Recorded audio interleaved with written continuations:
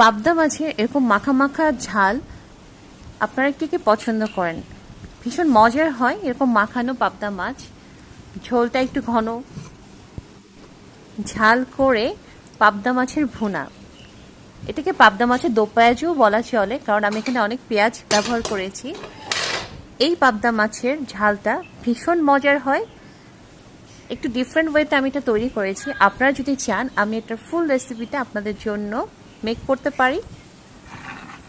অসম্ভব মজার এই তরকারিটা গরম গরম ভাতের সাথে এরকম একটা মাখা পাবদা মাছের ঝোল ভীষণ মজার একটা খাবার। আপনারা চাইলেই এরকম একটা আইটেম রান্না করে আপনার প্রিয়জনকে দিতে পারেন, ভীষণ ভালো লাগবে।